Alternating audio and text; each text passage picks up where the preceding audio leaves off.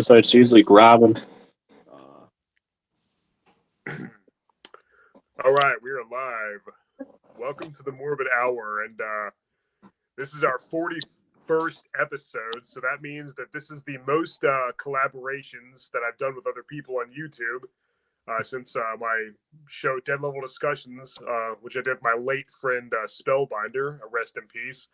Went away up to 40 episodes, and that was previously the most collaborations I'd done here on YouTube. Yeah, I knew him in person. We went to school together and worked together and filmed like in the same room, But yeah, now that this is episode 41, it will have been my most collaborations on YouTube. Nice. So it's pretty cool.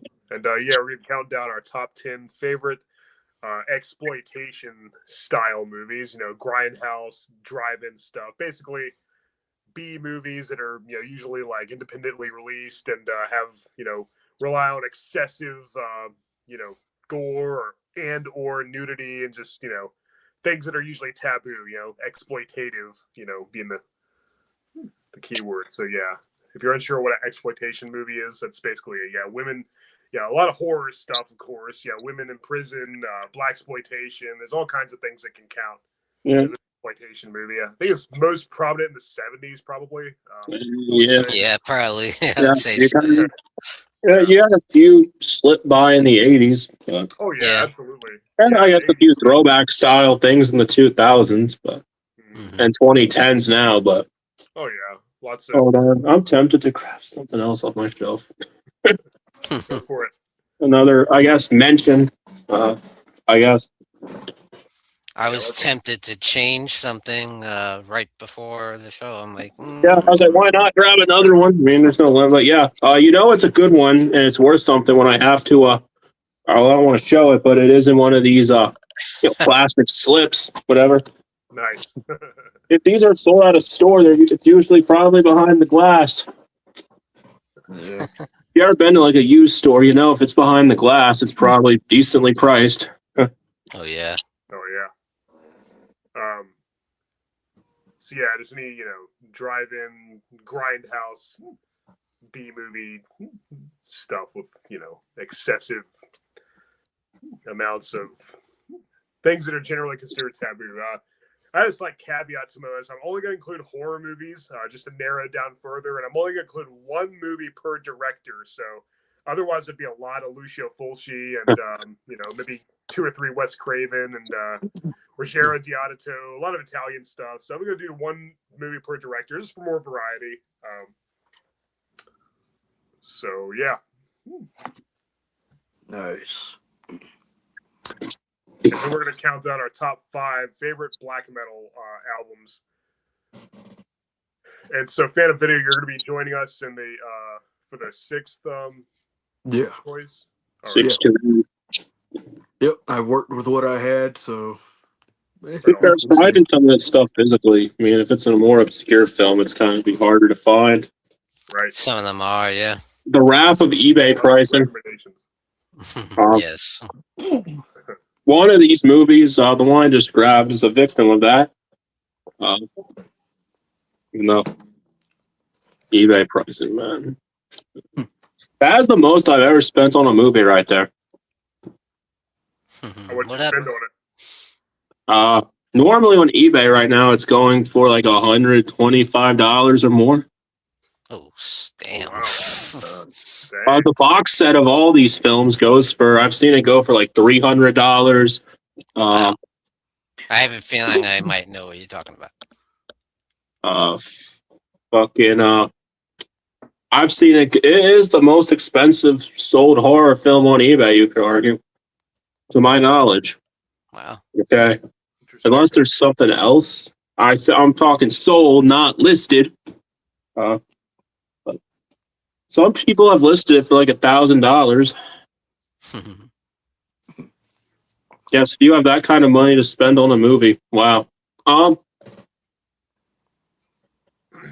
I have one on here that I know is part of the video nasty list. Yeah, same Maybe I have like 1 or 2 in here.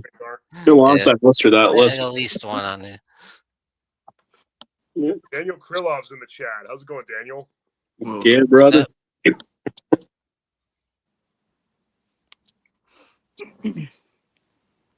What up, Mr. Cheetah? Have Cheetah will view. How's it going, Cheetah? Welcome. Glad you could make it. Horrible.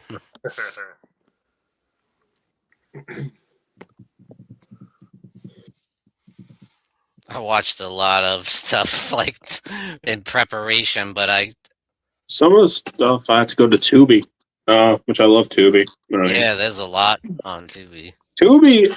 That's how I watched Judge Dredd for the first time. 2012 Dredd movie. That was a lot better than the original Judge Dredd. Oh yeah, I love that one. Yeah, Yeah. I have I got the Blu-ray of that recently. Nice.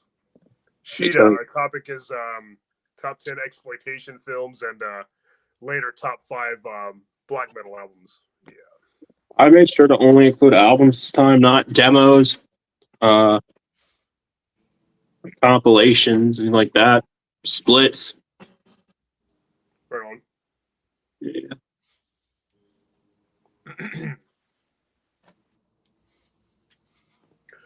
All right, so who wants to start off with exploitation films? I guess our usual You're the format. host. Okay. Our usual format. And then Fan of Video will join us on our 6th. We get to our number 6 picks. So I got my notes in case I need them. Still. So yeah.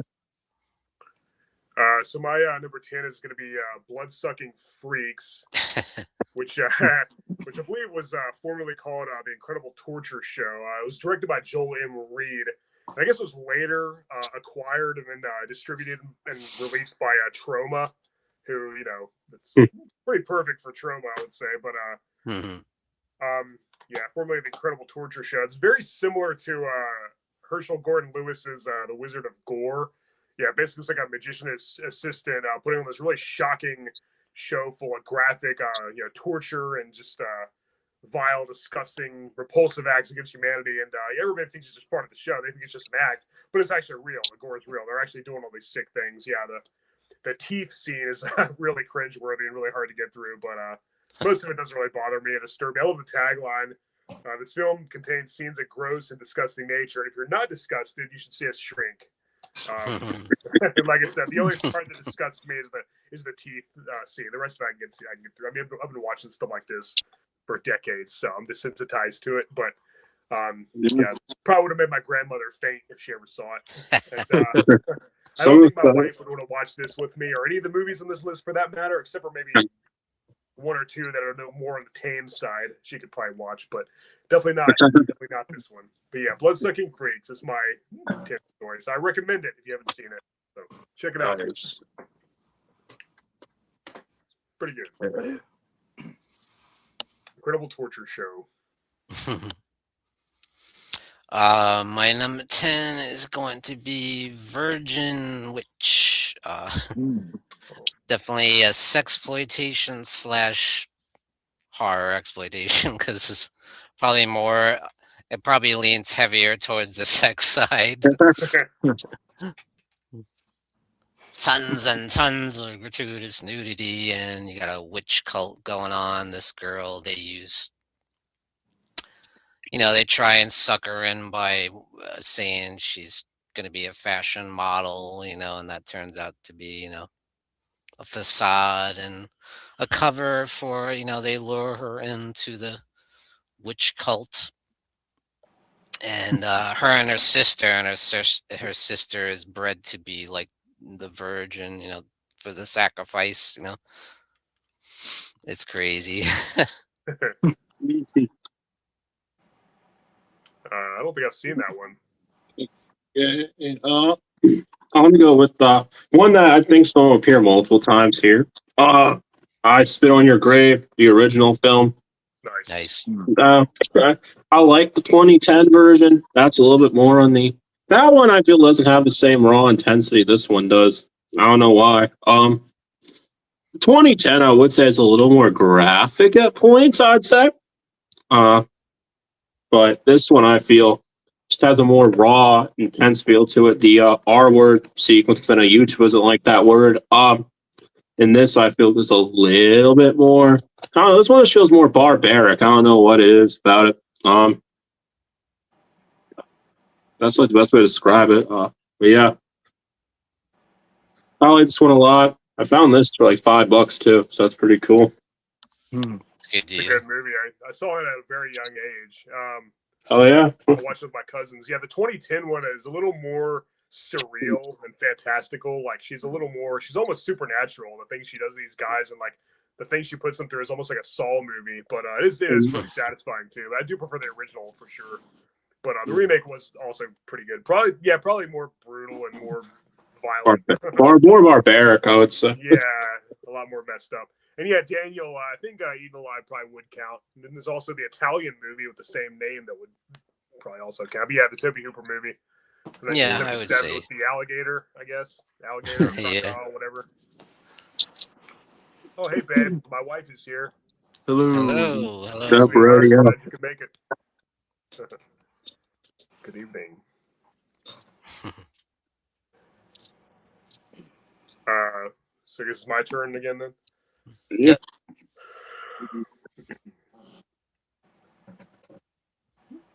All right, so basically, my number 9 is I Drink Your Blood. This was released as a double feature with another movie called I Eat Your Skin, which came out a few years more, and they re-released it under that title. There was originally something else. I think they might even added other scenes to it. I don't know. But anyway, I Drink Your Blood. I saw this at a very young age, too. And yeah, it's basically about a cult of satanic hippies who are terrorizing this town. And they attack this boy and his grandfather. And the boy gets revenge by feeding them a meat pie that's injected with rabies from a rabid dog. And so they eat the pie and they become even worse. They become like infected, like cannibal, murderous,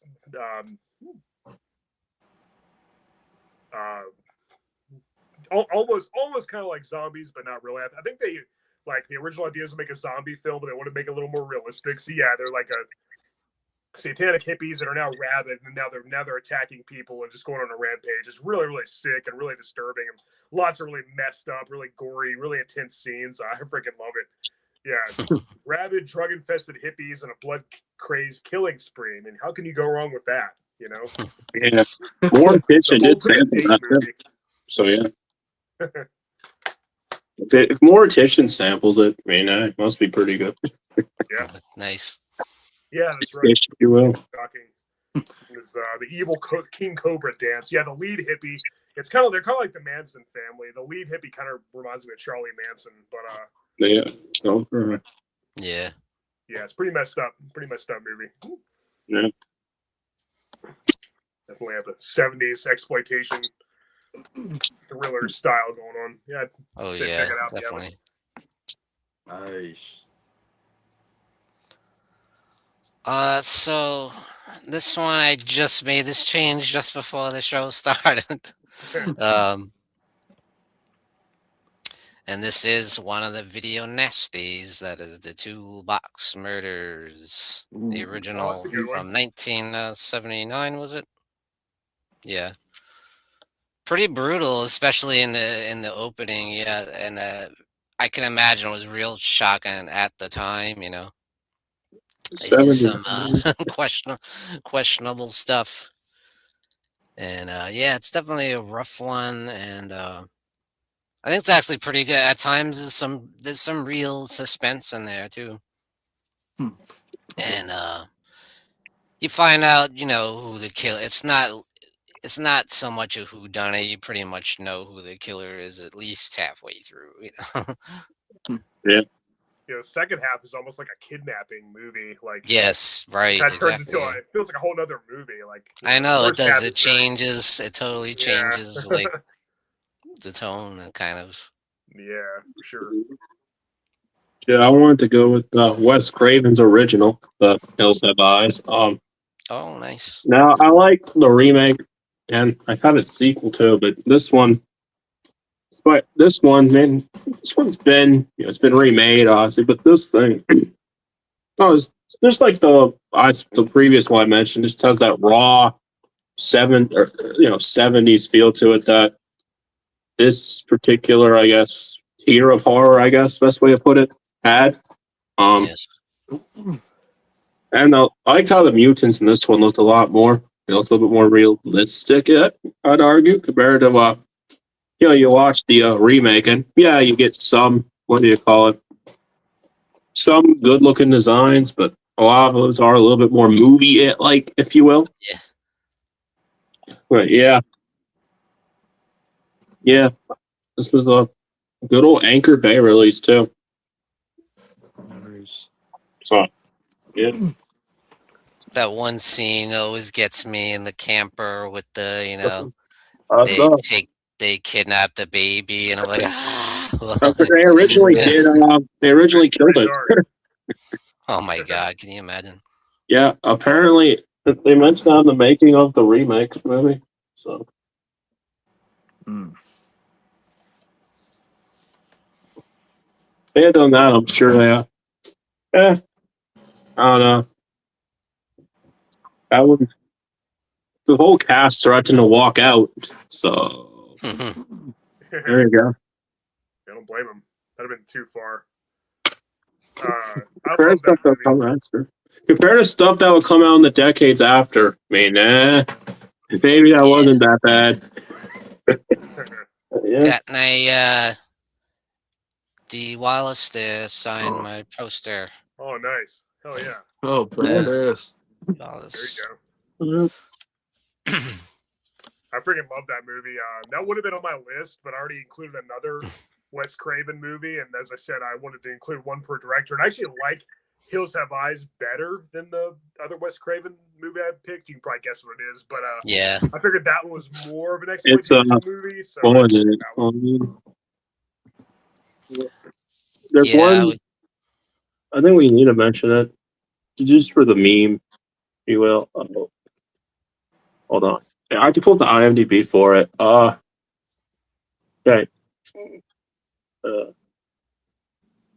Yeah, see all. I just want to go to the bottom here. There's one he did. The Fireworks Woman. Is it that? I assume you know what that one is, right? I have heard of that one. See, you get it. For those who don't know, it was a porno flick. Oh, wow. He did under the name Abe Snake. Yeah. Jeez. So there you go. Very cool, Daniel. I bet this is going to be awesome. I would love to meet both of them. I have. Oh, you're lucky. D. Wallace Yeah, has been those- so many great movies. Critters, The Howling, E.T., The Frighteners. She was in I think Lords of Salem, if I'm not mistaken. Yes, that's right. Oh, yeah. So I also have seen that one, but I remember that. You know, Barbara Crampton's great too. One of my favorite scream queens. Oh yeah. Got Hell a couple legends there. Mhm. Barbara Crampton just said, "I want to be the Betty Davis of horror." I know. I saw her on her page. Not Betty. Yeah, Betty White. I think she said actually Betty White. The Betty White of horror. Yeah, the Betty White of horror.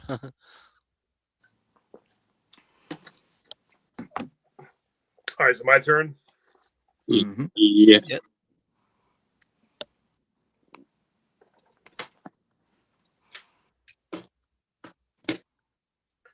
Yeah, so my next one's gonna be Pieces. Yes. Yeah. Spanish horror movie, or is it like a Spanish Italian co-production or something? Yeah, that's I right. believe so. Yeah, Yeah. yeah. It stars Christopher Guest, and there's yeah, it's a pretty messed up movie. Yeah, this college campus, and these and they're the co-eds are talking about a mysterious killer. He's basically creating like a human like jigsaw puzzle from the body parts. Mhm. Yeah, it's very gory, very violent, very disturbing. I probably can't even show the back of the case because, yeah. You know it's good when you can't show the back. Exactly. Yeah. So you know it's got to be good when I can't show it. I can't even show the inside, the booklet. Yeah. Yeah, I love this release. It comes with Is that a grindhouse release? yes. Yeah, those guys Very usually put grindhouse out release. solid work, man. I have that one. Yeah. Yeah, it comes it's loaded with bonus features. It's packed with extras, and yeah, even comes with a CD. So With the soundtrack. Yeah. Yeah, they did that with hold on. You guys keep going. Hold on. yeah, really I'm awesome. grabbing a bunch of stuff, am I? Yeah. Yeah. I was going to make this one an honorable mention, but yeah, or whatever. I actually like this one, but yeah. Like we're gonna find the half of the Bastard. Yeah. It's a masterpiece. It's a masterpiece. I always love the scene where the girls roller skate, and I'm like, this is so random. Like, and she Yeah. runs it to the plate glass window. While like, what was that? Yep. Yeah. I remember watching that one buzzed, and it was a lot of fun. So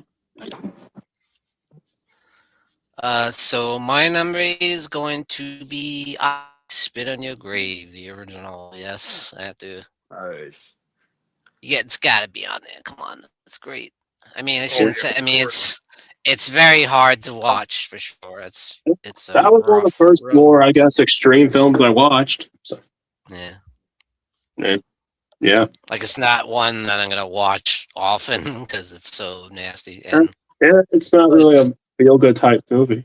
So yeah, but when she gets her revenge, it's great. You're like, yeah, you know. Yeah, very satisfying. Yes. okay. Next one I want to go with is The Last House on the Left. You have to include this one. The original movie. Remake is good, but oh no, I still like this one slightly more. I know a lot of people these days will prefer that remake, which isn't bad. I know that recently had a cool release, but this one I always liked a little bit more. You know, I love the back of this DVD. I want to read the back some of this. Tell me this is not. It said like before horror fans saw the current wave of shockers featuring fiercely hostile villains. Yeah. So I mean that was kind of clever how they did that. But yeah, we all know this one. So yeah, not much to go into that. Yeah. Definitely rough what they do to those girls. Yeah, I do like how in the remake though the one chick survives. You know, it's a little bit more bleak. You know, having them not. You know. And the son of the of Krug survives too. Yeah. They changed his name from Junior to what, Jared or something, or Justin. Yeah. Yeah. And survives too, I believe. in the remake, when they microwave the dude's head, I found that a little comical in a more serious film. Well, it's like out of order. It's like because they showed them all in the boat, like leaving, and then it showed that part. That part probably should have been first because the dad was even on the boat. So it's like this. Even that uncut edition doesn't even. That was in the trailer too. Yeah. I always feel bad for that one girl when she's just like been through it all and then she just gives up and drowns herself in the lake, you know? Rotting. On their album for Crush, they did sample that. So yeah. Nice. So was it like with the tagline? Keep repeating to yourself. It's only a movie. It's only a movie. Right. Yep. So iconic. Yeah. It's so weird though, having like the goofy ass cops. Like, what the hell? Yeah, is that trying to put a little comic relief in there or something? Because it's so grim. I guess that's they're aiming for. Comic relief. Yeah, the tone is all over the place. It's like really brutal and shocking. There's a lady throws chickens, that silly music and stuff. It's like, what the hell? This is a different movie.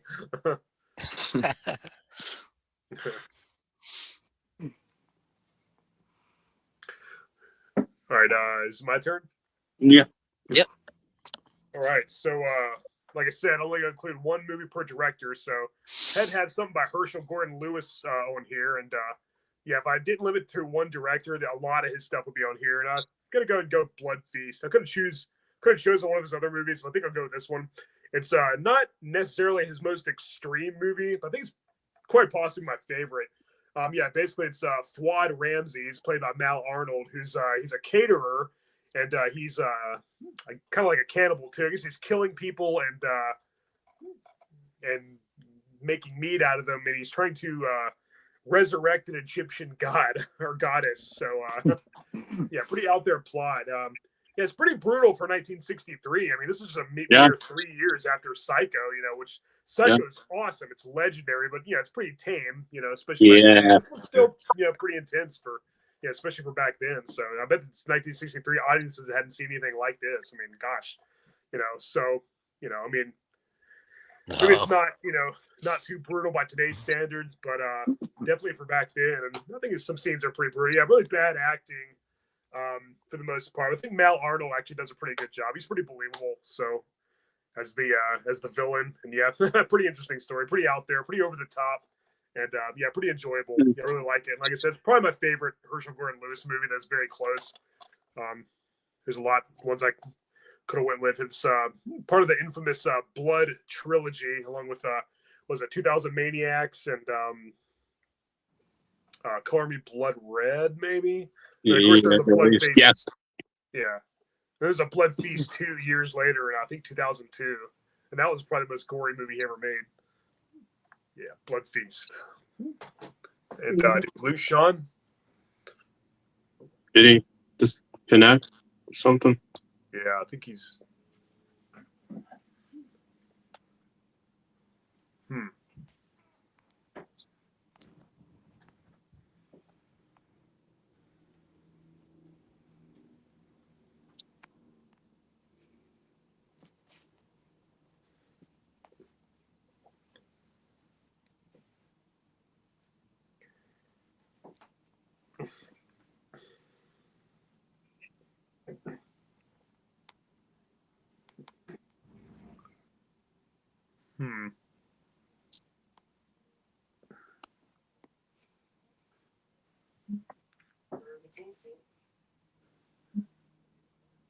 You can't hear anyone?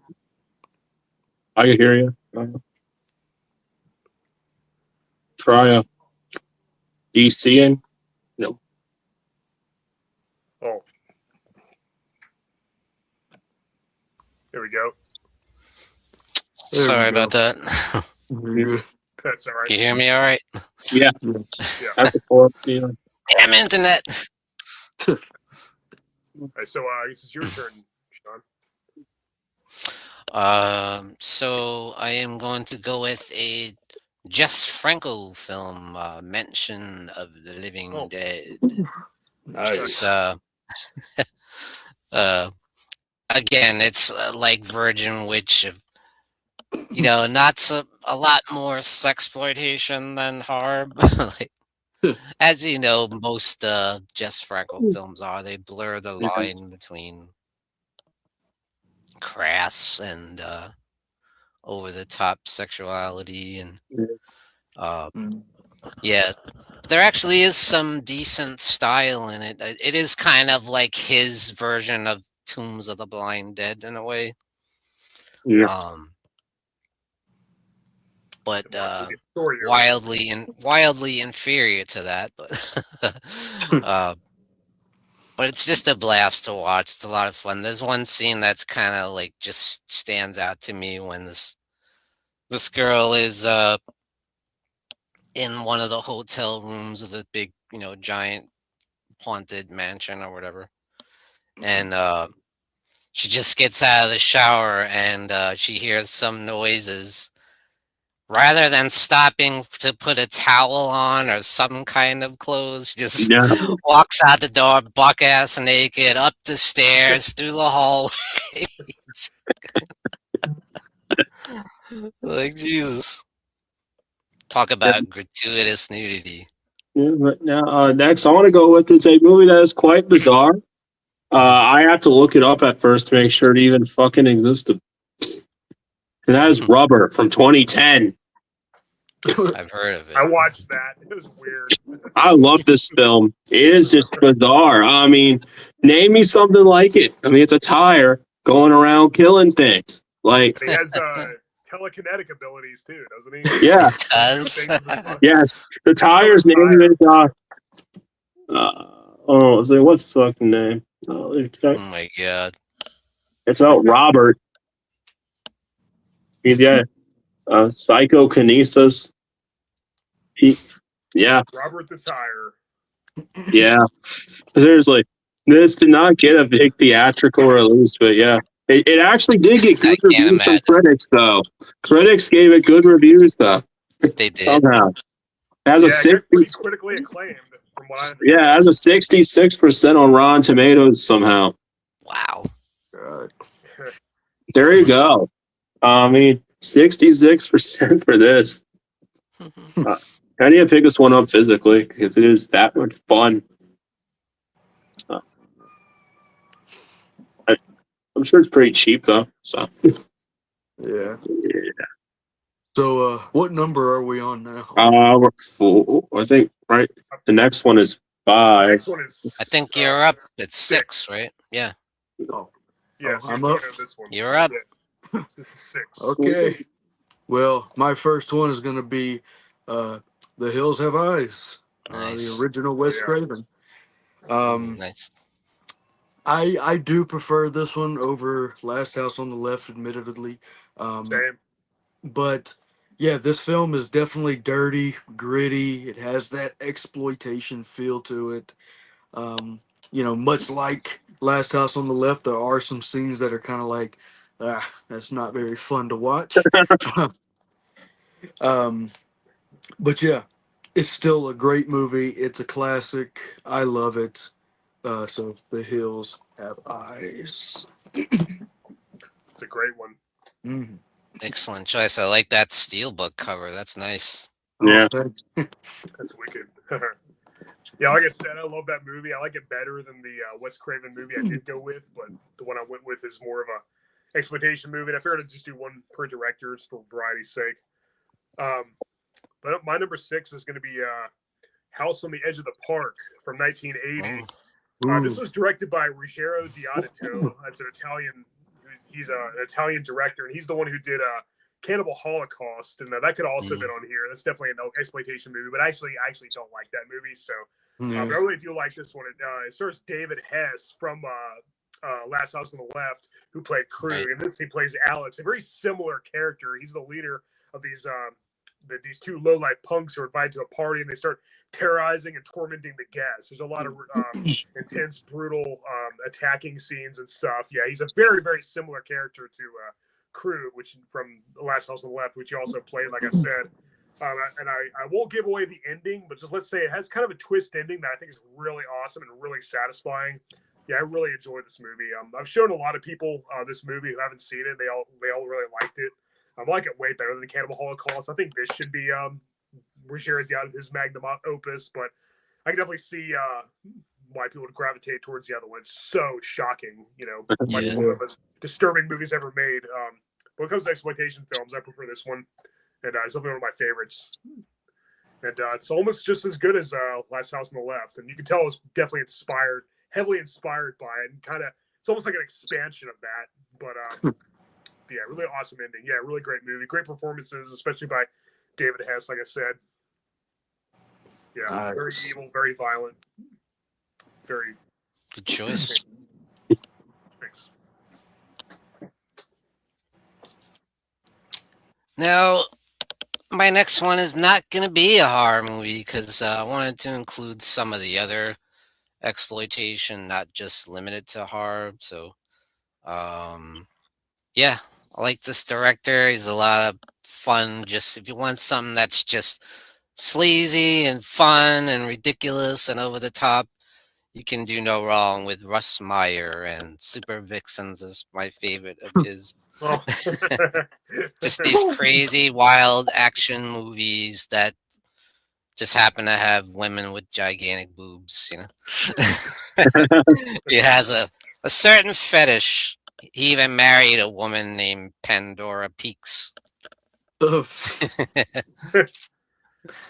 But yeah, if you ever watched any of his movies that just like wild, just crazy action, over the top, like gun fights and battles. It just happens to be women with giant boobs, and they're all called Super Christy and Super Lorna, and I'm Super Amy. It's so funny. It's so like it's so 70s. It's unbelievable with the soundtrack and the clothes. It's fun. It's just fun. Craziness. I'm gonna go with Machete. Oh yeah. Obviously, this originated as a fake trailer. Something else that's going to be making an appearance on here, but this one, it's fun. It's Danny Trejo killing people with a machete, man. I like the fight he has with Steven Seagal at the end. Yeah. There's a lot of nudity in this. I do like when he does. He ends up, making out with the dude's wife and daughter or whatever. This. And I do love the bit when he escapes the hospital. He uses the dude's intestines or whatever. Yeah. Just fun, chaotic shit here. I did like the sequel, but I thought this one was better. So, yeah. It's even got Lindsay Lohan in there. Yeah. Yeah. Is this a free crackhead Kind of a Lindsay low Lohan? point in her career. That's must have been crackhead Lindsay Lohan. But yeah. Nice. My turn. Yeah. Next up for me, this is actually a newer one, but I think it checks some of the boxes, and that is X. I saw that when it came. I was the only person in the theater when I saw that. I mean, this is set in the 70s. It's set in the 70s. It has that gritty feel. It's got sex, drugs, nudity, gore. Like, it checks a lot of the boxes, and I just love it. And I the whole trilogy in itself, every film feels different than the previous one. Like, they don't all are the same thing. But this one, I definitely love this one. I love the gore, the effects, and everything. Yeah, this could even in itself be somewhat of a sexploitation, I guess, because it has a lot of those themes in it. So yeah, X. What a great movie. I still need to watch that. Yeah, when you're the only person in the theater watching, it's like, damn. I was the only person in the theater for Hostel Part 2. Really? And Sorority Row. That's happened a bunch of times, actually. I can't even tell you how many times I've been the only one in the theater.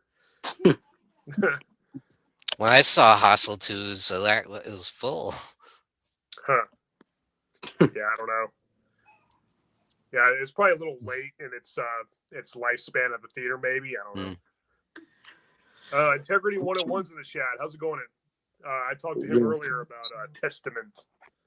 Nice. Species. Yeah, I mean, I suppose in a way with the nudity and stuff. Yeah, it definitely checks some of the boxes. I haven't seen that in years. I watched it probably shortly after it first came out. Natasha Henstridge, Yeah. I was very disappointed with it. Yeah, I thought it was decent. The sequel's not so much. All right, so anyway, my turn, right? Yeah. All right, so my number 5 is going to be The New York Ripper. Directed by Lucio Fulci, one of my favorite Italian horror movies from one of my favorite Italian horror directors. Yeah, it's really good. Very, very sleazy.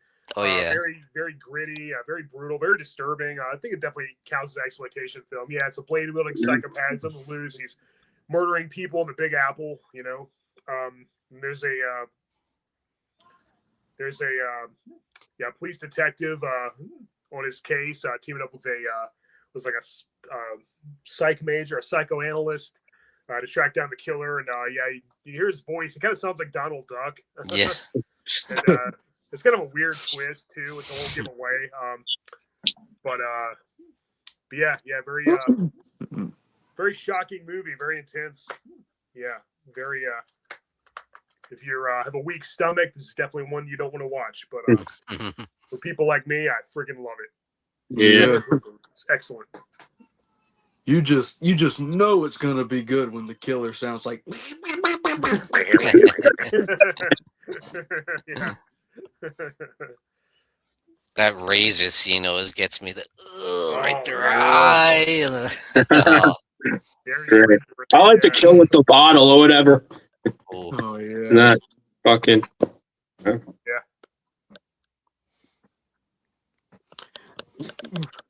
brutal.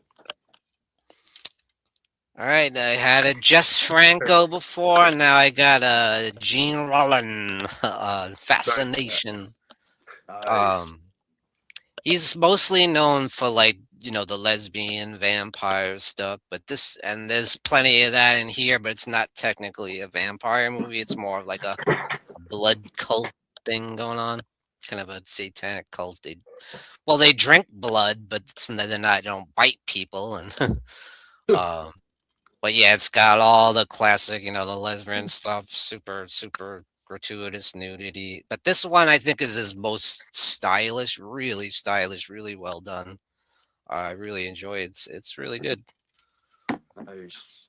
This one, I like this one. This one's a lot of fun. Hobo with a shotgun. Mm. I mean, it's ridiculous, but I love it. Rucker It Howard. was originally actually part of Grindhouse, the Canadian version, Hmm. believe it or not. But I don't know why it wasn't the US version. But man, this thing's a lot of fun, dude. I mean, what's not to like about it? It's Rutger Hauer killing people with a shotgun. Yeah. Can't go wrong with that. Man, I've been a fan of him ever since I first saw The Hitcher. I got this one at a local record store. But yeah, this actually still has like a family video. I don't know if you can see a family video sticker on it. Nice. I've got a lot like that. So yeah, kind of cool. Anytime you see those, Nice. you know. Yeah. Hell yeah. Nice. Next up for me, I absolutely love this movie, and it may not be intensely gory or anything, but I think it fits. That is Savage Streets with Nice. Linda Oh Blair. yeah. Um, Linnea Quigley. all right. This movie has, first off, an amazing 80s soundtrack, but it does have tons of nudity and very hard to watch scenes, and the revenge stuff is great. So, yeah, to me, this movie is awesome. And, it has some of that stuff like where the principal tells that one dude to go F an iceberg, and you're like, what? Yeah. But, yeah, Savage Streets, awesome movie. It's a good one. Yep, and Linnea Quigley's first movie role, so hey. And she didn't talk at all. No, and it's totally different role for her, Yeah. Mhm.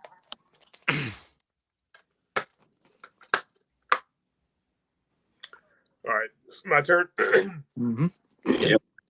My number 4 is gonna be I Spit on Your Grave. Mm.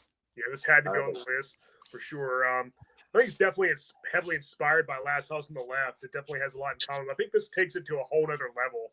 I mean, this one's way Yeah. more brutal and shocking than that.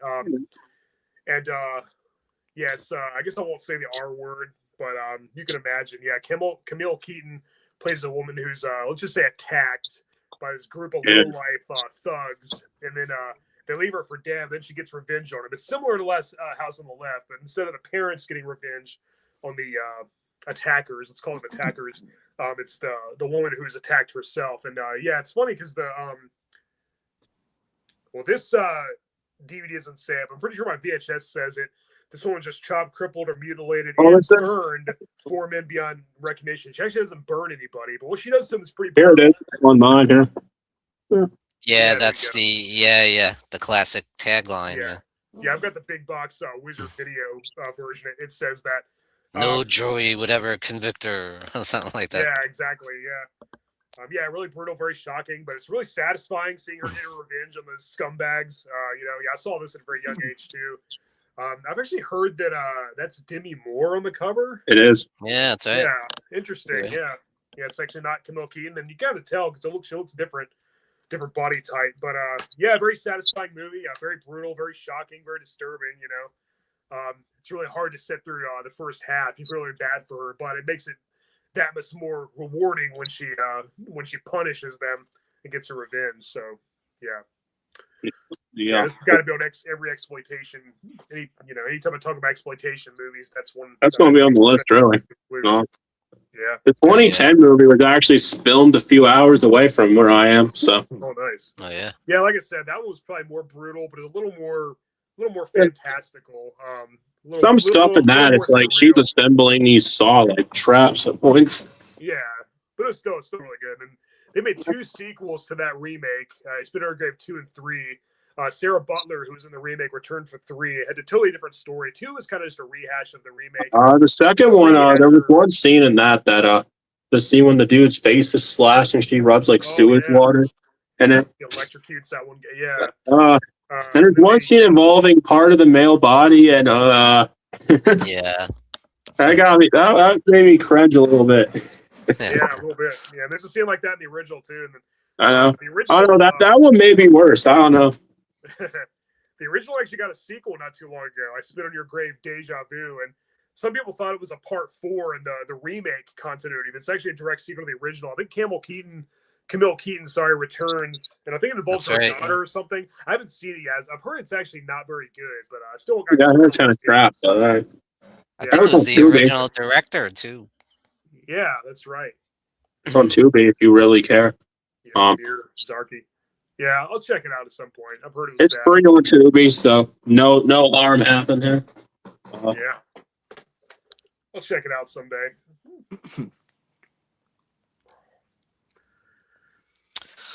So my next one, I came so close to put in the Savage Streets on there, because I do enjoy that one. But I'm going with another Linda Blair film because I want to represent the women in prison movies. So Chained Heat with Linda Blair, and also John Vernon, who's in Savage Streets too. Yeah. He's the sleazebag warden, but it's also got Sybil Danning. Love Sybil Danning. She's in a lot of exploitation stuff. Obviously, Howling 2, and Oh yeah, Battle Beyond the Stars. Yeah, all kinds of. Yeah, she's real. I really like her in this one. Actually, she's a badass. But Linda Blair's kind of just, a good girl, really. She's not like a badass, but when she has to, she stands her ground. And yeah. Mm-hmm. I didn't realize there was actually a few sequels to that. Came out starting in the 90s. I used to watch a lot of women in prison movies. I saw Chained Heat and Time Served was another one. I think that came out in the 90s too. And that was just a bunch of them. I can't even. They all kind of run together in my mind now, so I watch too many of them. She's even in another one, Red Heat. Oh, yeah. Mm-hmm. Okay, I want to go with The Devil's Rejects. Oh, yeah. I guess there's a borderline exploitation. I saw this on the big screen for its anniversary. I saw it first came out. But yeah, this was one of the first more extreme films I had seen. But yeah, this thing, well put together, Rob Zombie nails that 70s aesthetic. This kind of did start a lot of the signature Rob Zombie isms as a filmmaker. Yeah. Sure. The redneck dialogue, all that. But this one, it worked here. Yeah, it fits with that one. The ending sequence of this is fucking awesome too. Yeah. But yeah, I also love the documentary they got on this too. Yeah. They did one with Halloween as well, which is like 4 hours. 4 hours. Yeah, to get the Blu-ray of Halloween, it has a 4-hour making of. Wow. Or the DVD with the 3-disc edition. Yeah, 4.5 hours like that. But yeah. Yep. I love how the sheriff is almost stoops to the level of the bad guys. He starts to lose it, man. He really does. I liked it. William Forsythe was it? He was really good in that. I did. That's my favorite Rob Zombie movie for sure. Yeah, nails him down to the chair. Bro is chugging that bottle of Jack like it's water. So, yeah. Mike posts Well- in the chat. How's it going, Mike? Welcome. Glad you can make it. Well, What's up? my number 3 is going to be The New York Ripper. Nice. Nice. Lucio Fulci, one of my favorite directors. This movie is gnarly, brutal, sexual, very, very sexual. Uh, yeah, the duck killer, the kills in this movie are gory. Um, it's the whole duck thing is almost disturbing in itself because it's not just the typical like I'm gonna kill you. It's just it's like okay. Um, so yeah, New York Ripper, good old Fulci. There's so many Fulci films I wanted to add, but There's a lot. It has, yeah, on the release I got of Beyond, it literally has a list of everything he put out in it. So a long list too. Yeah. Yeah. You know what? You know what else is funny about the New York Ripper is there's a woman in it that's a pervert with the long trench coat and the Yeah. so there's a guy in the theater who's the pervert in the movie theater who's a pervert. Yeah. That's different. This time it's a woman Yeah. who's a creep, like that scene when she's in the bar with the dudes like harassing. Oh, that's weird.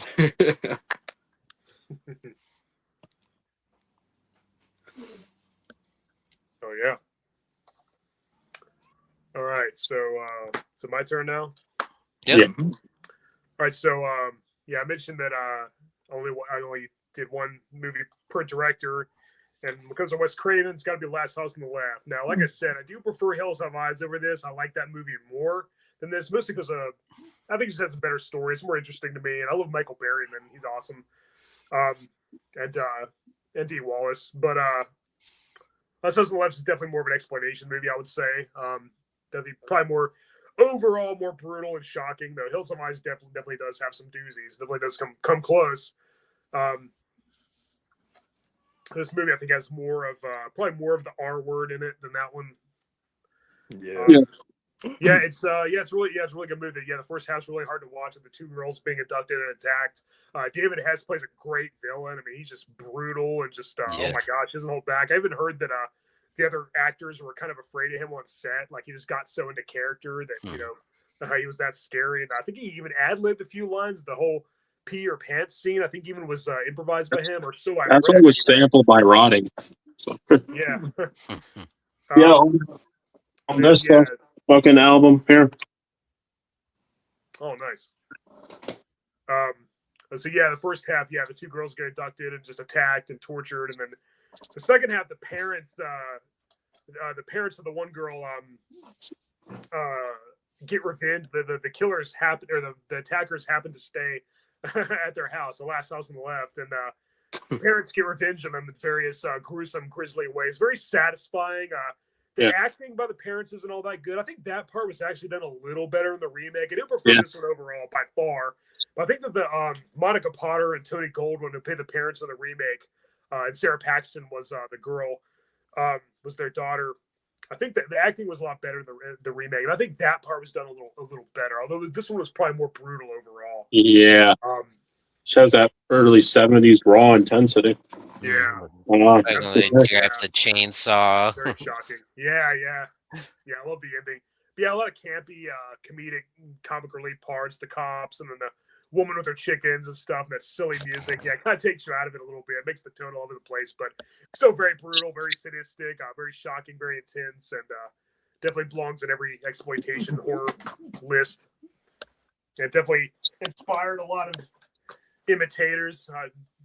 House on Edge of the Park, and I Spit on Your Grave. Chaos. I think it's one of Wes Craven's best. In my top 3, along with Hills Have Eyes and, of course, Nightmare on Elm Street. Yeah, great movie. And the remake's really good too. It's one of my favorite remakes, actually. Yeah. It's one of the better remakes of that period. Absolutely, I like it a lot.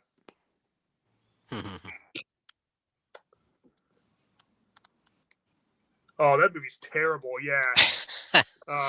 Don't go in the woods alone. It should be called "Don't Watch This Awful Movie." Yeah, it sucks. Which I got one was that on that? Blu-ray not too long ago, and I seen it before like once. I was like, "Oh, this has to be good." Oh man, it was bad. And I like bad movies sometimes. That one wasn't even enjoyably bad. It was Somewhere following your buzz, bro. Just straight up bad.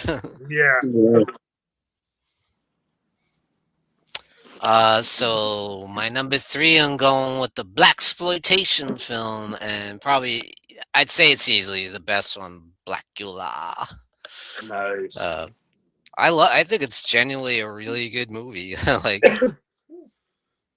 but it certainly has those blaxploitation elements. But I think the lead actor gives such gravitas because he's a classically trained actor doing, he did William Shakespeare and Broadway and stuff. That's why I think he does such a good job, and he's so believable in the role. But yeah, it's also a lot of fun too. Yeah, I love Blackula. It's such a good movie. There's a sequel, Scream Blackula Scream. I like that too. Yeah. Pam Grier. Yeah, Pam Grier. Yeah, she was in a lot of those type of movies. And I can't. Yeah, I came close to putting one of hers on here too. Yeah. There's also Blackenstein. I haven't seen those. I started watching it. Yeah. I haven't seen those movies in forever. It's been so long. It's actually better than you would expect. Yeah, I want to go with the well, this movie just fits this category by default, and that is Grindhouse. This is the cool Blu-ray release, the one you should be getting with the cool. You get this Blu-ray very cheap, but make sure you can find it with the cool slipcase if you can. I love that. Honestly, it's two films put together, but I like Planet Terror a little better than. Yeah, I'd say but I do look at that. You get a cool insert too. I do love the car in Death Proof though. That's badass though. Yeah, Kurt Russell. I'm the opposite. I prefer Death Proof a lot more. I love the car collision scene in that, man, where you see all the limbs flying from all the different angles and stuff. It's fast. It's well done, man. Also, I like Kurt Russell a lot. He was really good. Oh yeah, he was the best part. It's funny how they have like intermission and like missing reel and fake stuff. trailers during the 70s drive-in. Yeah, the fake trailers, a machete, and werewolf women of Thanksgiving. Thanksgiving, right? Thanksgiving. Yeah, obviously some of these did become. Yeah. Hobo with a shotgun in Canada. Yeah. This thing. They still haven't made the werewolf women of the SS or whatever. Yeah, I would watch that over a monster movie. But yeah. Ilsa, She-Wolf of the SS. Yeah. Number 2 for me is going to be the first Terrifier film. Now, of course, the point of Terrifier is to push the boundaries as much as you can. Yes, it does. Yeah. And while I much prefer the second and third one, those are definitely higher budgets, but still very gory. Better put together, you could argue, but this has that grindhouse, dirty, disgusting feel to it. And of course, this movie became infamous for the hacksaw scene. But yeah, yeah. So this movie's gory, disgusting, but awesome. And the funny thing is, a lot of Terrifier fans don't like the first one, but love 2 and 3. They hate the first one. Why? I don't know. I started watching those when that was out. Yeah, but it's the all first Terrifier. I kind of like the more low budget feel of it. Yeah, the more primitive, if you will. Definitely. Oh yeah. All right, so my number 2 is going to be, of course, Maniac. Ooh. Yes. This counts as an exploitation movie. Yeah, directed by William Lustig, and starting the late great Joe Spinell as Frank Zito. Yeah, he's kind of like an evil Ron Jeremy. Yeah, very sleazy, very gritty movie about Frank Zito stalking the streets at night and in the big city, and he's scalping women. He's a very deeply disturbed man, but they kind of make him sympathetic too, like in a way, like they almost try to make him like relatable. You kind of sort of feel bad for him, but he's doing these horrible, despicable things. But he's very fleshed out. I think Joe Spinell does a great job playing him. They were supposed to make a sequel too, but he sadly passed before they could finish it. And his acting is just amazing. Of course, Caroline Munro is in it. She's a favorite of mine. She's been, she was a Bond girl. She's been in plenty of horror movies, even Hammer horror. So pretty cool. It's very, very sleazy, very gritty, very just grimy, disturbing, very filthy, disgusting movie. Great gore. You have exploding head, the Tom Savini. It's pretty cool. Nasty. Yeah, it's very realistic too. Frank Zito. Yeah, he's not Jason. He's not Freddy. He's real. Like there's actual messed up people like this. He's a very fleshed out, very real type of serial killer. And the weird, the over the top ending at the end reminds me. It's like, okay, I'm just watching a horror movie. Except at that point, it feels really real and very disturbing. It's just done very, very, very well. Aside from like all the like big name like long slasher franchises, this is probably my favorite slasher movie other than those. Very, very well done, very good. I would have loved a sequel, but they did do a reboot in 2012, which was surprisingly good. Elijah It Wood, was good, actually. Yeah, just Elijah Wood, different, strange choice, but actually was pretty good. David McDonald's in the chat. How's it going, David? Yeah, I agree. The disco. I always think it's funny, like, how does this guy score Carolyn Monroe? Yeah. Hey, he's got that Lord of the Rings money, bro. He's got that Lord of the Rings freaking money. Mario. He had the one ring to rule them all and stuff. That's right.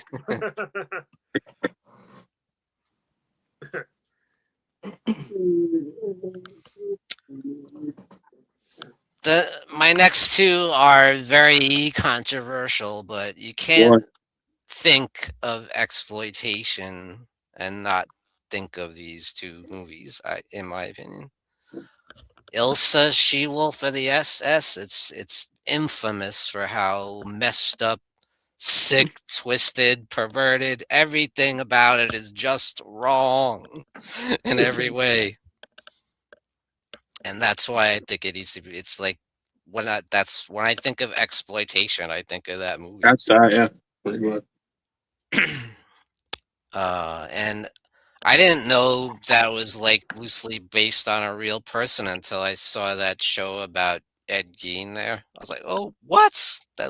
She was real? Monster? Yeah, a lot of messed up stuff, boy. Yeah, I want to go with the with August Underground Mortem. This thing fucking we all know how great this thing is, but I mean, this straight up all you need to know is baby and trash can. Bro proceeds to bite a piece out of it. So there you go. Infant side in this R word.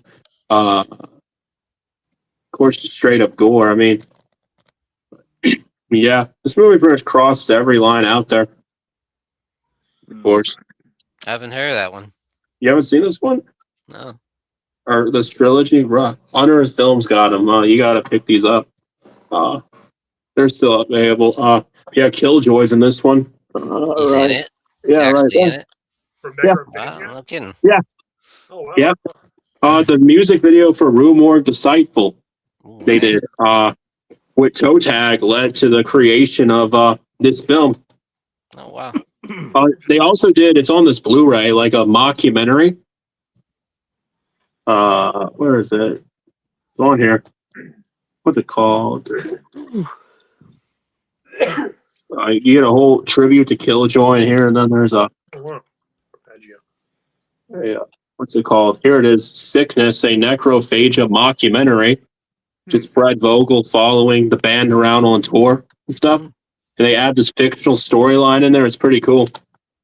Yeah, one of the most sick to pray films you will ever see right here. One of my favorites.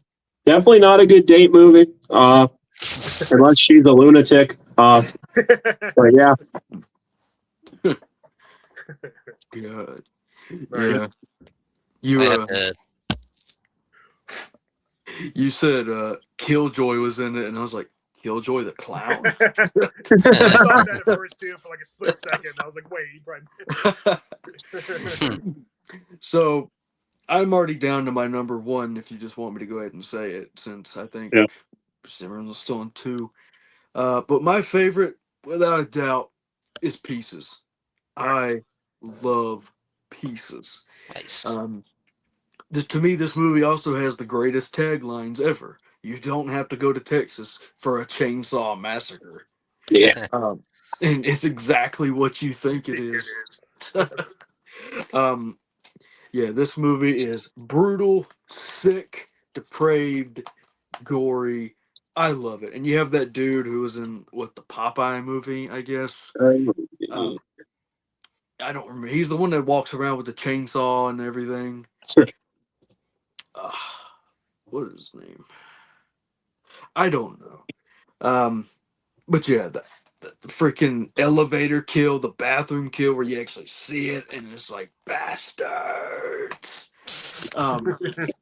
And for anyone who hasn't seen it, I will not spoil the ending, but yeah, it's on Tubi too.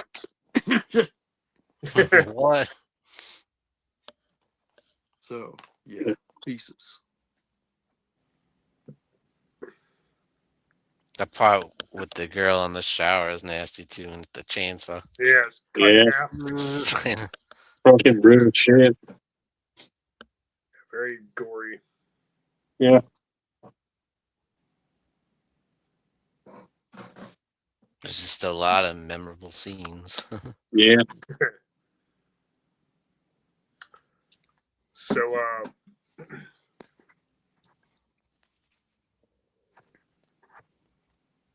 yeah, that ending, that ending is pretty out there. I need to watch that again. It's been a while. Yeah. All right, so my number one, I almost didn't include this because I feel like it's way too obvious.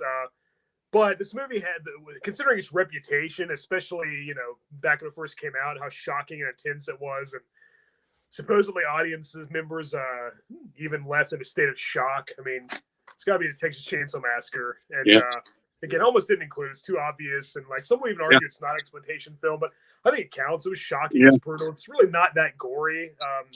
It has a reputation for being very gory and very gruesome and graphic, but really there's very little blood. Yeah.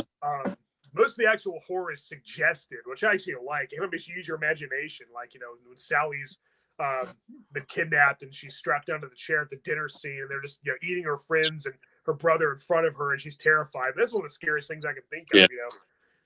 Kind of dated by today's standards, but back then, like I like how it was more like implied, and of course, created such an icon with Leatherface, played brilliantly by Gunnar Hansen.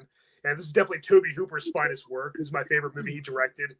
The cannibalistic family, I think, were more interesting than the victims, the protagonists, other than maybe Sally and Franklin.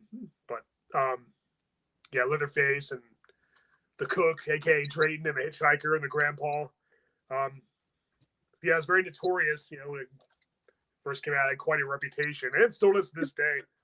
Yeah.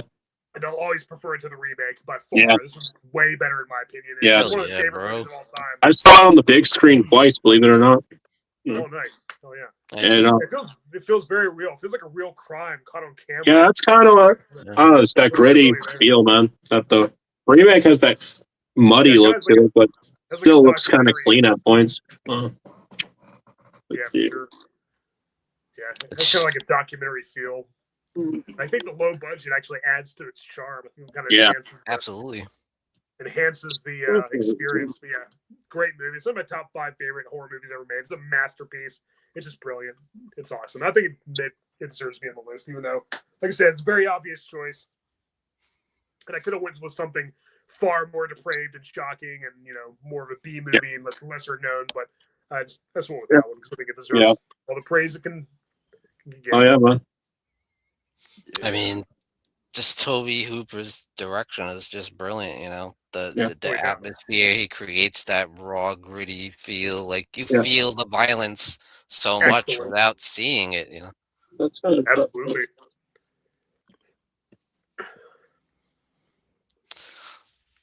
Well, speaking of depraved, this is one of the most infamously depraved movie and ever created. Caligula. Oh Oh, my yeah. god. This movie is unbelievable how perverted and sick and twisted and depraved and I mean just one example, like one of his one of the Roman soldiers gets married, and what he does to the wife is very, very wrong. I don't even want to say it because I don't want to, say the R word. We all know And what it is, but in Yeah, one you part, should- they chop the dude's thing off and feeds it to the horse. Oh. oh, A God. horse who had very high political seat in Congress. That's true too.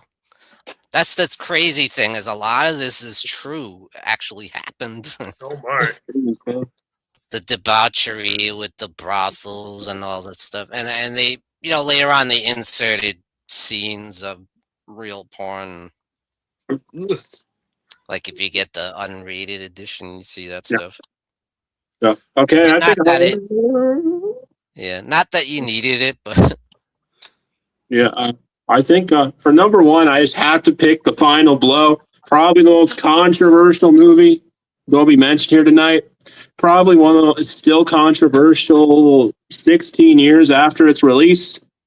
It still, pisses people off to this day. You still get people making their fucking, videos like, do not watch this movie. All that. And my friend, that is the one and only Serbian. I figured that. yes. I figured that was What is there to say about it? I mean, it's a well put together film and all.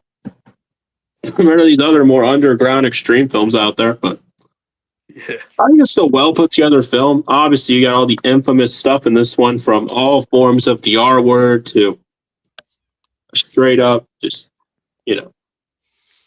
abuse, all that. In this, the ending shook the shit out of me when I first watched this. I could actually show this, but yeah, there's the. There you go. If you know, you know. But yeah, not a fun movie per se, but it's a film I respect a lot. This is actually my first Unearthed Films release too. That I actually purchased back on Amazon. Yeah, it's the place where your mom buys washcloths is where I got this. But yeah, say what you will about it, but I mean, it's. I think it has enough, I guess, power still that's being discussed. How many 16 years later now? Mm-hmm. So, True, very true. I do have some honorable mentions too, but yeah, this one just had to be number one. It's just the final blow here. But yeah, I told some guy I was going to school at the time, like, yo, you got to see this movie, right? So the next day, he comes up to me. He's like, yeah, I watched that movie, man. It was sick. He's like, that was messed up, man. I liked the movie, but that was messed up. Jose Gomez in the chat. How's it going, Jose? Hello.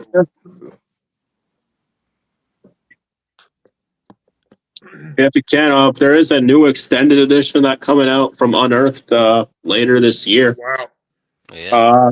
There's also a documentary they have coming out about it, which I actually do want to check out.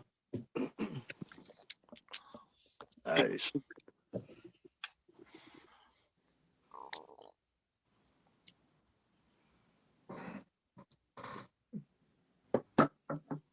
Did you guys have any honorable mentions? Yeah, I got like three here. Okay, that's Cannibal Holocaust. Mm-hmm. Can I? Okay, yeah, it's the censored. I was making sure I didn't have the uncensored reversible cover on. But yeah, what was there to say about this movie? Okay, this does have the soundtrack too. I gotta censor that. But this version's really nice. It does include a cool booklet, like an essay on the movie and stuff. I actually wanted to. How much should I say? I want to be, before I show anything, I want to make sure there's nothing, so don't get us in trouble here. But there you go. There's Eli Roth and Rogero on the set of Hostel too. There's some. Oh, okay. That's straight up. I cannot straight up show that one image there, but they put a lot of effort in this edition. I like this film a lot. Yeah, this does fold out. It gives us that infamous image there. Yeah. Yeah, this movie blew my mind when I first watched it. I still love this film.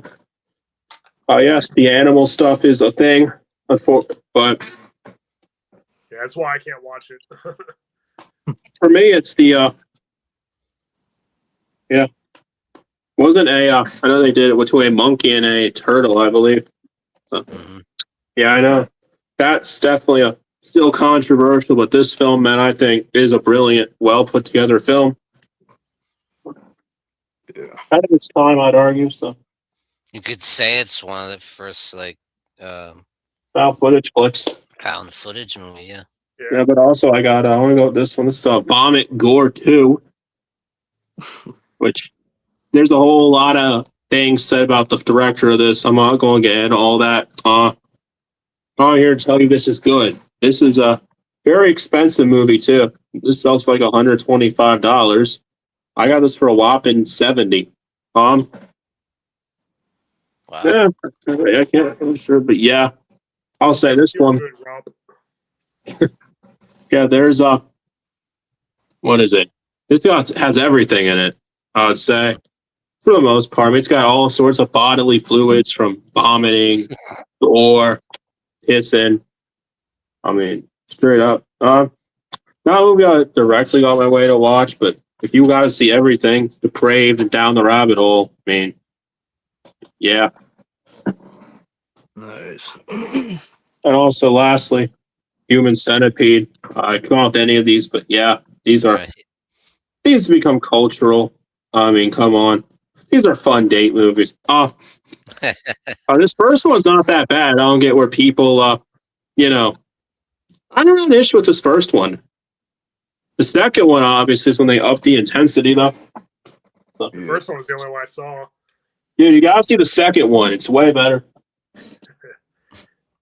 I'm telling you, the second one is brutal. I'm sure. Oh Black yeah, and it white. definitely is. He duct tapes and staples people together. Oh my. Ugh. And he does fill them with laxative, of course. Oh. Amongst other brilliant content presented in that. So, but yeah.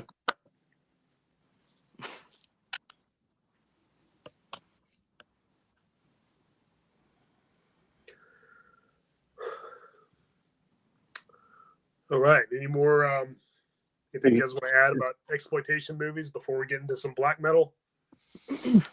Yeah, I had a couple honorable mentions.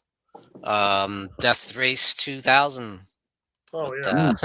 David Carradine as very young Sylvester Stallone. Roger Corman production there. Dudes out in a race and running people over for points. That was pretty wild. I remember that. I haven't seen that in years. And one I just watched last night called Jallo, actually, called Strip Nude for Your Killer. For Your Killer. I remember that. Yeah. And honestly, the Jallo part is probably a side thing. It's more about just seeing women naked and stuff. Yeah. And there's another one with blaxploitation called Coffee that I really liked with the Pam Grier. Pam Grier. Yeah. Just kick ass. She's like the female version of Charles Bronson in Death Wish, basically the vigilante killer taking out the scumbag pimps and drug Lots of fight dealers. scenes. Lots of Yeah, fight scenes in that one. pretty kick-ass. Yeah. And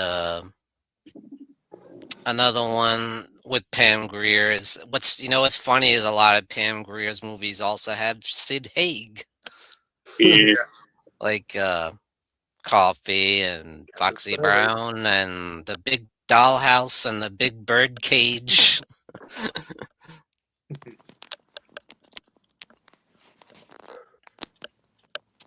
And last one I'll say is another one very similar to the Virgin Witch called Nude for Satan.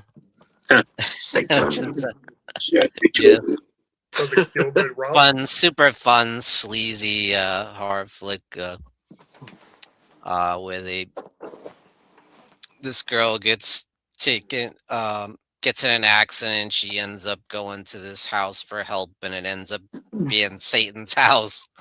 and, Oh my. and all kinds of Yeah, debauchery ensues. Yeah. Rough and tough stuff right there. Yeah. That's about it, I guess. Nice. All right, you guys ready to talk about some black metal? Yeah. I got a good amount of stuff here. Top 5 black metal albums. Most of mine are pretty obvious choices. I got a good mixture, I'd say. Stuff you're a little bit more into it, you would know. I know about some more obscure stuff, but I do have one war metal record in here. That's cool. So that's a subgenre of black metal. So I would include it in here. Yeah. Like I told you guys, I'm just gonna kind of sit and be educated by you experts in black metal because I know nothing about black metal. No worries. It's never been my forte, to be honest. But Fair enough. I Definitely an acquired understand taste. I understand its importance for sure. Yeah, it's probably like the final level in your journey as a metalhead. It's probably like the most shocking and like the most extreme. I would say war metal is kind of, a little bit lower. But well, I'll get into that when I get to the record I want to talk about.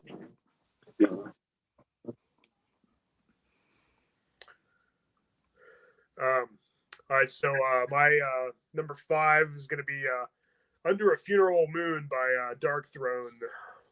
Now, I could also went with the previous album, Blaze in the Northern Sky. That's a good one, too. And then this is followed by Transylvanian Hunger. Those 3 kind of make up the Unholy Trilogy. And this is kind of like during the peak of black metal, in Norway, the true Norwegian Cavilt black metal scene with the church burnings. And I think this was the same year as that Euronymous was murdered. I think that 90. It's a year earlier. Yeah. Oh, yeah. But yeah, Blaze in the Northern Sky still had a little bit of a death metal influence, like their debut. But this one's definitely undoubtedly like just full-fledged black metal, and I really like the distorted guitar riffs have kind of more like a more cold tone to them. The drums are really chaotic with consistent beats, and there's some slower moments too. Some Doom-like technical kind of sounding stuff. But the bass I think is a little more audible this time too than the previous one. Yeah, it's great stuff. Definitely, if you're a beginner to black metal, I'd suggest this one is a good one to get into, like for beginners. I believe that Nocturno Culto just played bass on this album in addition to vocals. Usually he plays guitar too. I think all the guitars were done by Zephyrus, if I'm not mistaken. Of course, Fenriz. They must have been a 3-piece at that point, yeah. Yeah. I think Fenriz did like all the drumming. I think he wrote most of the lyrics too. Fenriz and Nocturno Culto make a good pair, good team. It's a good songwriting duo. Really evil, really blasphemous. This is definitely another good one to listen to when you put your headphones in, walking through a snowy forest at night during wintertime, and really fits that. Yeah. Has that aesthetic. So yeah, Under a Funeral Moon by Dark Throne. I had to have something by Dark Throne on here. It is between this and Blazing the Northern Sky and Transylvania Hunger. Those come very close, but I think if I had to pick one, I'd go with this one. Panzerfaust is great too, but yeah. Go Just Dark tempted to Throne. put that They in say here. they're the most hated band in the world. I don't think they're well known enough for that. They probably wish they were, but you know. Yeah, I guess I'm next. I want to go with Black Metal Commando by Satanic Warmaster. There's some awesome stuff from Finland. Werewolf guy, been doing this band since '98 on his own. There's some statically more of a comp than anything of what was supposed to be the first album. I love this thing. You know, I'm telling you, this thing this is a little bit. This is definitely pretty damn lo-fi stuff. Wolves of Blood and Iron, Black Metal Commando, Raging Winter. It's one of the best damn black metal songs you'll ever hear. All this band's work is worth checking out, though. The Bloody Ritual demo is great. Strength and Honor, Corellian Satanist Madness. But yeah, check this stuff out. His newest releases are pretty damn good, too. Nice. So, am I next? Yep. First up for me, I'm gonna go with Mayhem's De Mysterious Dom Satanis. Obviously, this is a pioneer when you come to Norwegian black metal. And admittedly, Attila's vocals I think are okay, but I've always been more of course, a Dead guy. Like Attila's vocal style when it comes to black metal, he's more like Croaky. Croaky. and I'm like, eh. But obviously this album is a classic. Freezing Moon, one of the biggest black metal songs ever. Yeah. Pagan Fears, Life Eternal, Funeral Fog. Like, it's a great album. It's got really good, solid production. But if I'm gonna listen to Freezing Moon, I'm gonna go listen to the Dead version. Alive and It's just more Leonard haunting is- sounding. But yeah, obviously classic album. So De Mysterious Dom Satanis. And that's going to be my next choice as well. Nice. Number 4, The Mysterious Dom Satanis by Mayhem. And yeah, so as unfortunately Dead took his life before he could record this album with them. So he's replaced by Attila Chihar. And Dead actually is my favorite vocalist as well that Mayhem had. And I do kind of wish that he was the vocalist on here. He did record the only 2 studio tracks he ever did, I believe, were Freezing Moon and Carnage, which I just got recently on a bootleg. I talked about my most recent Loathsome Lore. I got it on vinyl. It's a split with Morbid, which was the band that Dead was in before he joined Mayhem, the Swedish death thrash black metal band. With it also had members of Entombed, the death metal band. Yeah. But yeah, this is probably the most infamous and most notorious black metal release. Definitely a pinnacle of black metal. Very ominous, disturbing atmosphere. When you listen to black metal, it just sounds very sinister and kind of dangerous. And it was after Dead took his life, and after Euronymous was stabbed by Varg Vikernes, aka Count Grishnak, who also played bass on this album. After Necro Butcher left, he would eventually come back, and he played bass on other albums. And of course, Mayhem mainstay Hellhammer, the drummer, who would play drums for them, replacing Mannheim from the Death Crush EP. He would play drums for them here on out. So yeah, great lineup. I do wish Dead was a vocalist, but I do like Attila's vocals. He sounds very inhuman, very animalistic, like this pissed off like demon that's like, in the middle of like taking another form or something. And I really like his operatic crooning on the title track. That's pretty unique for death metal. Pretty interesting. But yeah, I do prefer when Dead sings these songs, but I love Funeral Fog and Freezing Moon and Pagan Fears and all that.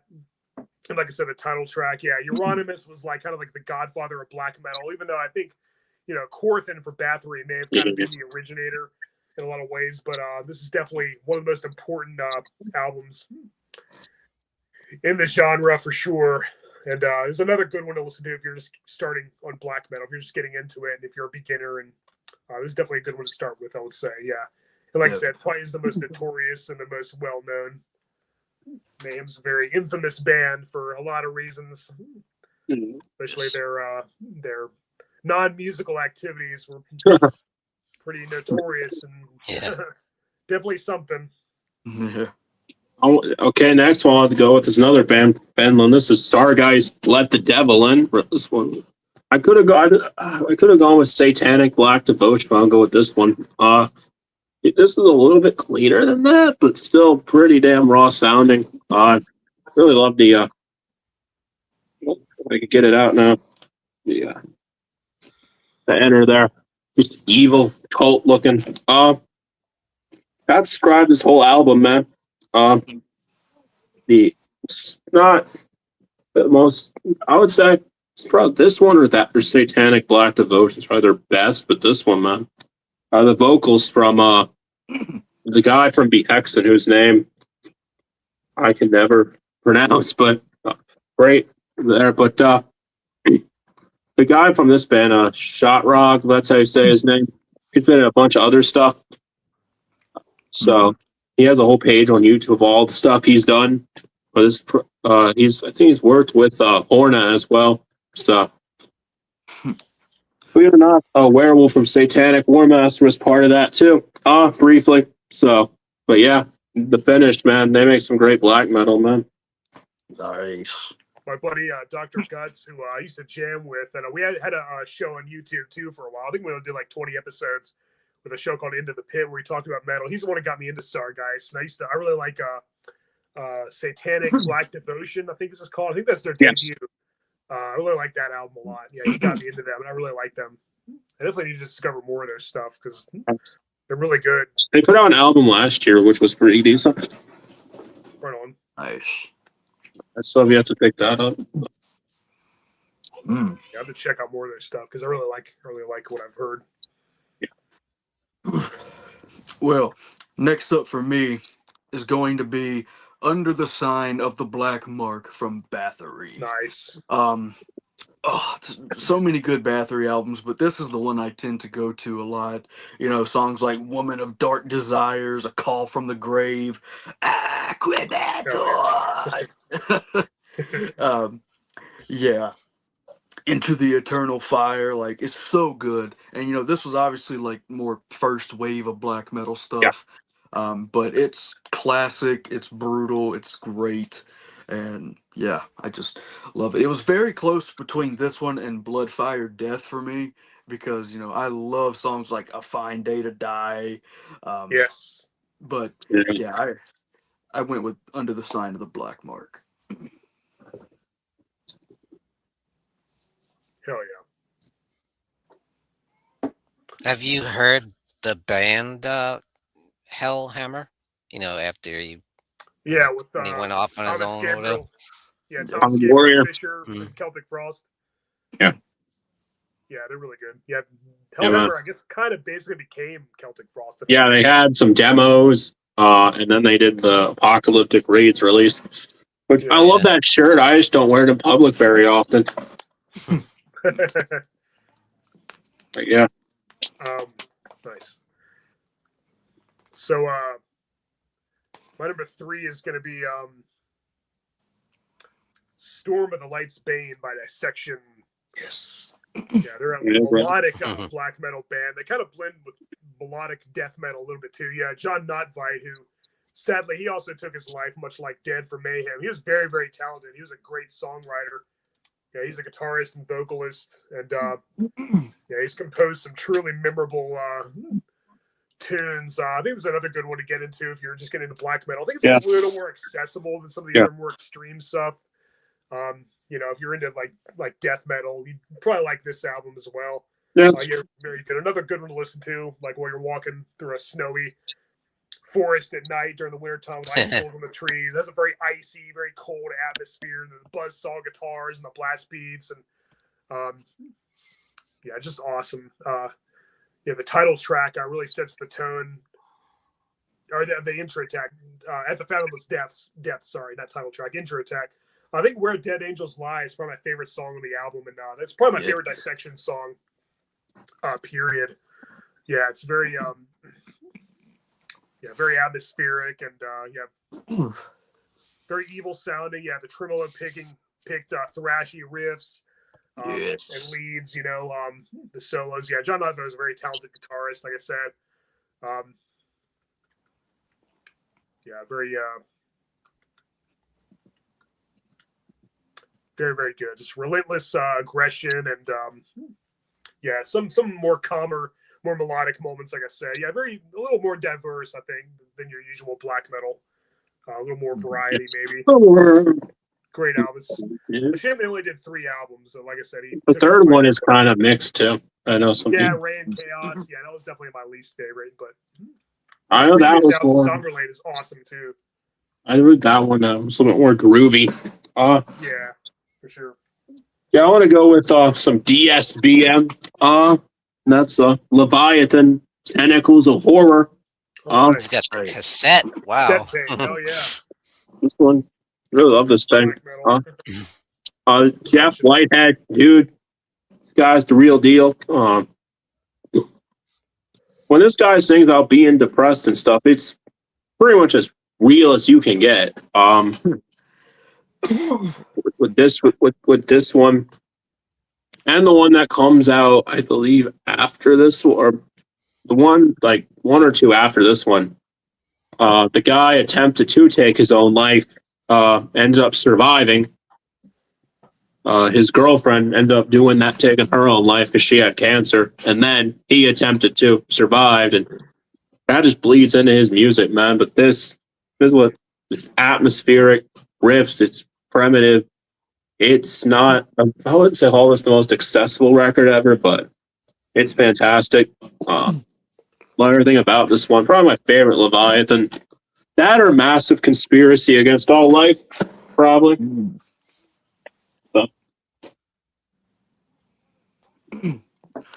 Nice. I need to check that one out. Oh yeah, the demos are pretty good too. But I do like his first album there, the 10th Sublevel of Suicide. It's pretty good. Next up for me is going to be Blaze in the Northern Sky from Dark Throne. I love this album. This was one of my first exposures to black metal when I was getting into it. Songs like In the Shadow of the Horns, like I love how the vocals sound like they're coming deep from like the snowy forest. Like it's just like in the shadow of the horns. It's just like yeah, and of course this was their change because before this they were essentially a death metal band, you know, and then they went to this, and I love it. You know, it still very much has a good production sound. This was before they got like really raw with like Transylvanian Hunger and stuff. But yeah, the title track, the Pagan Winter, I love this album so much, and you know, I also miss when album covers could be this simple. Like it's just his face in the dark, like, and it was a great album cover. Yeah. So yeah, Dark Throne, Blaze in the Northern Sky. Hell yeah.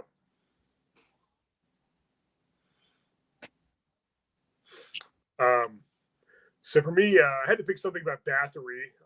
It's next to Emperor. They're quite possibly my favorite black metal band. The thing about Bathory is they're usually grouped in with the bands that are considered the first wave proto black metal, along with Merciful Fate, Celtic Frost, and Venom. But really, I don't know, Merciful Fate's kind of more just traditional heavy metal, like maybe a little more extreme. Celtic Frost is kind of more like thrash metal with some death and black.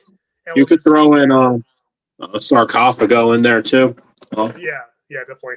And however, and that was, I argue that was probably at that time one of the most extreme things you could listen to. Yeah, probably. Straight up. And them too. And yeah, then Venom's kind of more speed metal. Out of the first wave proto black metal bands, I think Bathory sounds the most like true, second wave black metal. And Under the Sign of the Black Mark here is probably I don't know. Bloodfire Death is a great album too. That's kind of where they're venturing more into Viking metal territory. Like they pretty much started Viking metal in my opinion. Because still black metal too. At the point you get to Hammerheart, you're basically full on Viking metal at that point. Yeah, I agree. But yeah, Corthan was very, very talented, a great songwriter, great musician. It was pretty much his band. He was the only sole founding member, and a lot of times it was just him doing everything. The vocals, guitars, bass. He was very, very talented. Yeah, Bathory has an awesome discography. They don't have too many weaker albums. In my opinion. Octagon's probably the only weak one, really. But Yeah.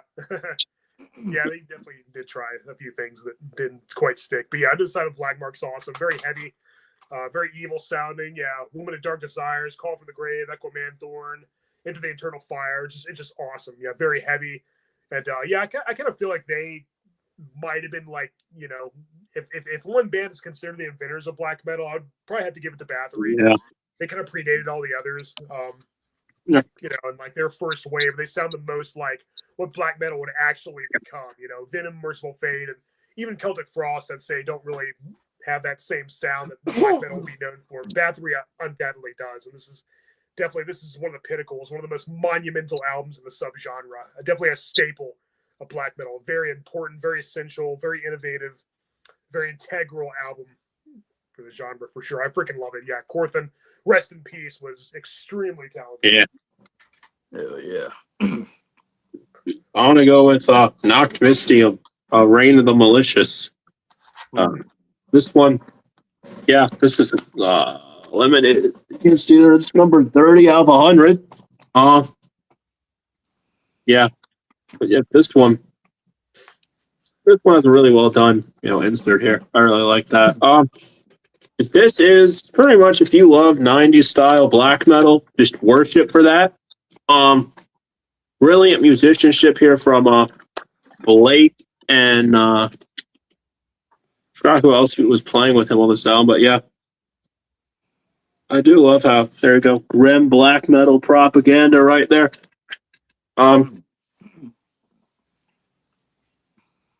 They do even include on this insert a previously released editions of this. But yeah, if you love some 90s black metal, check this one out. The second album is more of this. When you get to like the third album, that's when they kind of throw in some psychedelic, trippy elements. But this is my favorite of theirs. Just awesome stuff. Hell yeah. Next up, this one was quite hard for me, but I ultimately went with Damned in Black from Immortal. I love Immortal. Abath is a spirit animal. Spirit animal. But yeah, Damned in Black to me is a great album. You know, arguably, yeah, they did try. I guess they put a little bit more thrash influence in there with songs like Triumph or Wait from Above. Damned in Black, the title track, of course, is outstanding. But the one I was going between was between that one or At the Heart of Winter, because At the Heart of Winter is like a classic black metal record. Yeah. So, you know, on either given day, it's either one of those twos, but I love Immortal. And I guess the reason I've always loved Immortal is because they never really took themselves that seriously, I guess. Like, if you watch the music video for Call of the Winter Moon and they're just in the woods, like, this is just hilarious. Yeah, Bob is a goofball. Yes. Funny So yeah, Immortal. He doesn't take himself overly seriously like other black metal musicians do.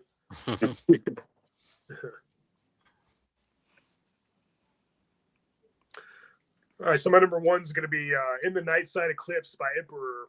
Ooh. Yes, the peak of symphonic black metal. Emperor is probably my favorite black metal band.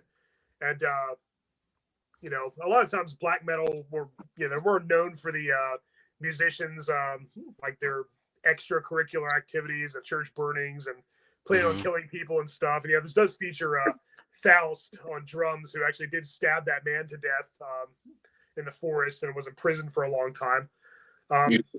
So yeah, the black metal, the whole black metal scene in the 90s was just freaking crazy.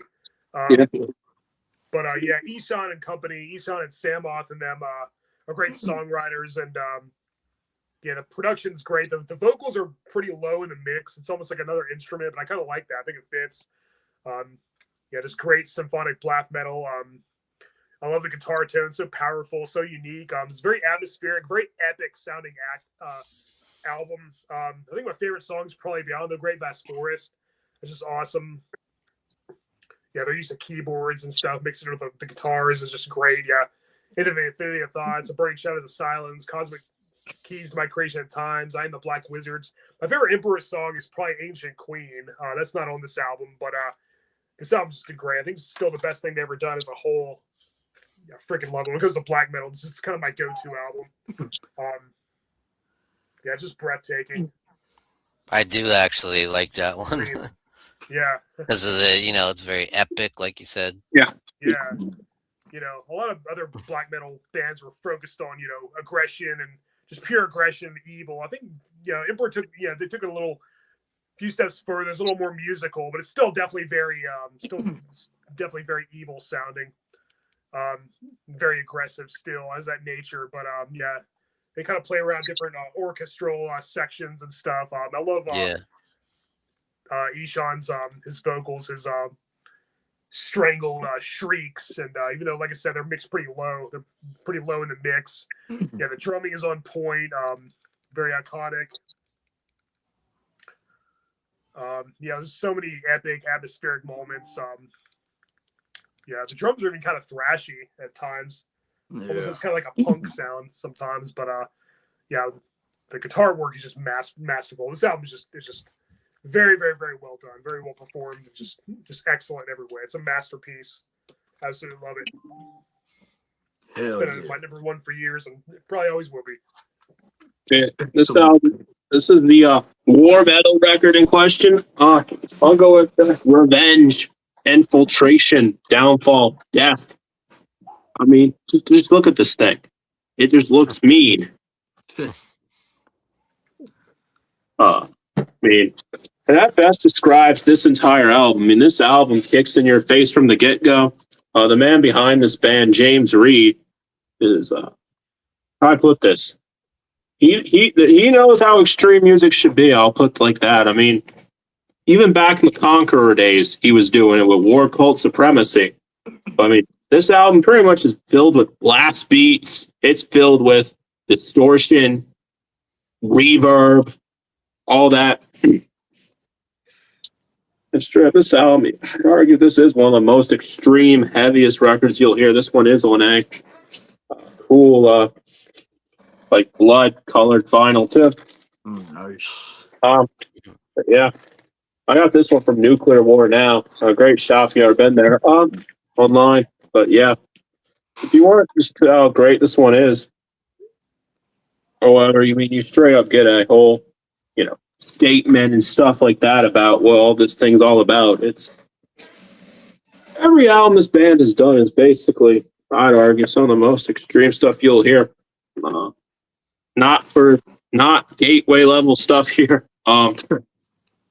There is no melody. There is no, I guess, No melody.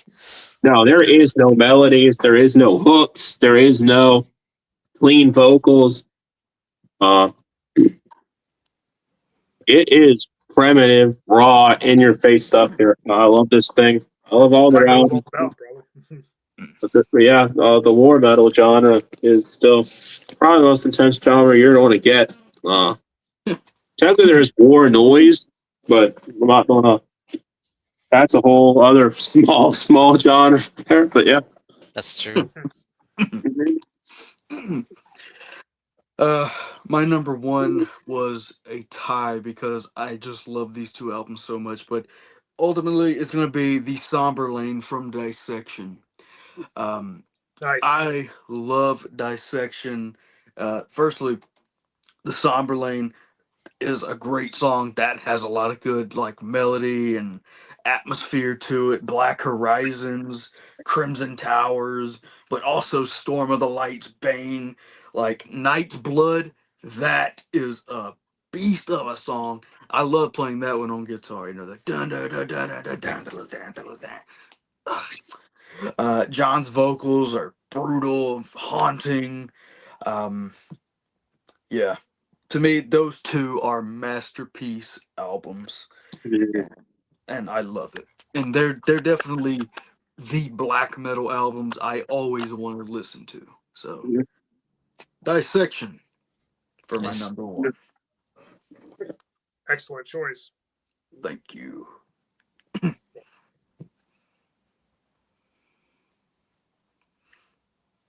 Just out of curiosity, who do you think has the most evil, sickest look? Because that's a part of it too, with the corpse paint and the metal spikes.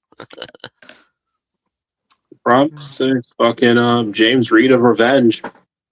Yeah. Man, I mean, dude, straight up, this black hood, spikes, looking all evil. I mean, considering the stuff he's singing about and all that too. I mean, I don't think he's saying nice things in those lyrics. Probably not.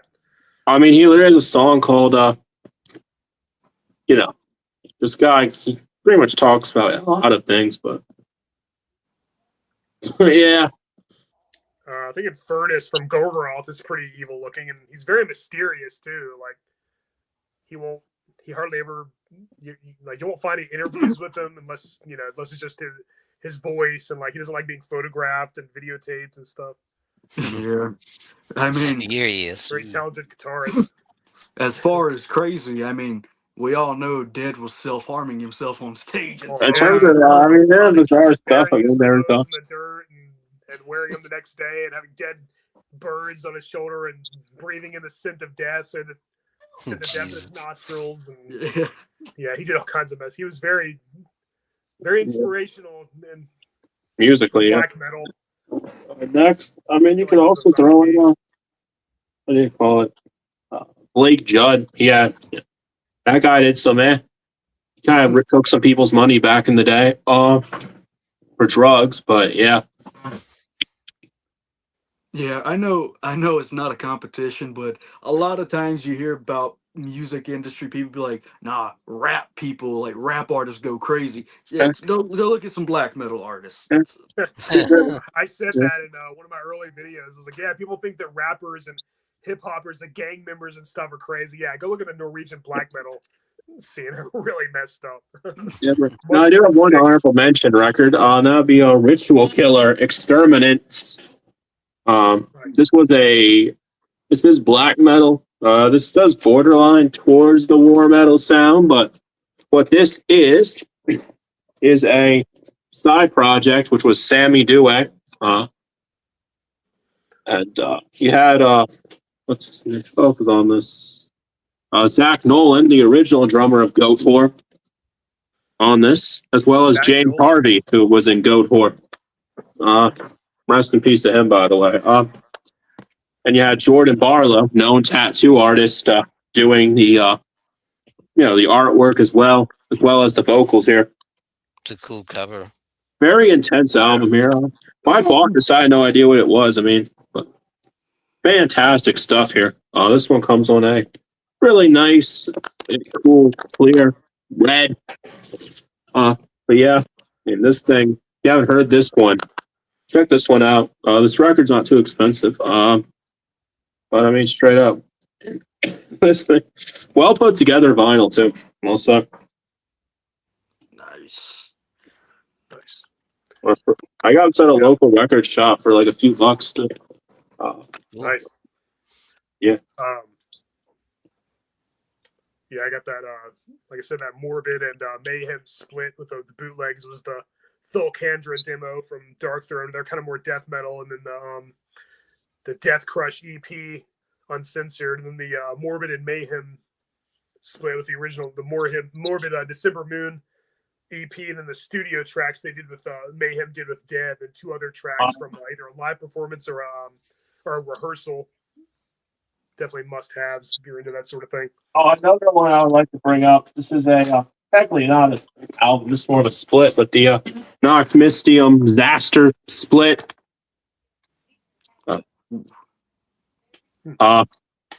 Really like this one. Really good Black split. metal and cassette tapes really go together. Yeah, man. Production, that's perfect for it. Yeah, tapes are fun. I enjoy it. Yeah, I've got quite a collection. Black Yeah, metal well- really goes with the exploitation theme too, so I think that's Yeah. a segue.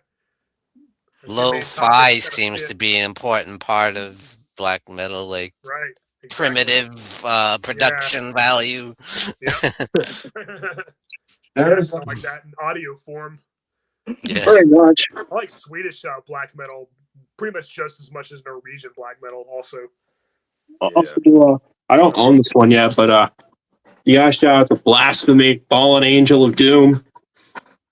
I mean, there's a reason that album has been reissued a shit ton of times. Like literally, just go look up its Discogs page. It's been reissued a bunch, but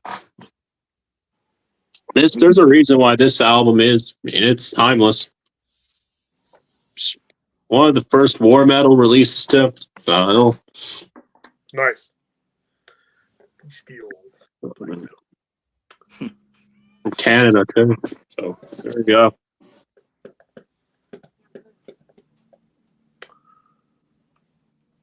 All right. Well, so we go ahead and wrap it up. Yeah. Good Right. show. I really enjoyed it. Like Yeah, your brother. guys' choices. Thank you everybody who joined us here in the Morbid Hour live stream here in the Horror and Metal channel. We're past the feature length of this one. But yeah. It was fun. It was a wild one. Yeah. Yeah, I had a lot of fun, and for everyone, in the wise words of a black metal singer, always remember. That's all I Words of wisdom. Yeah. Yes. And the killer from New York Ripper too.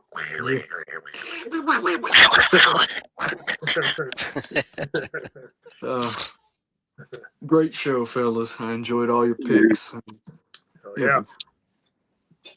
All right. Till next time, guys. All right. Peace out. Broke down. Later. Peace.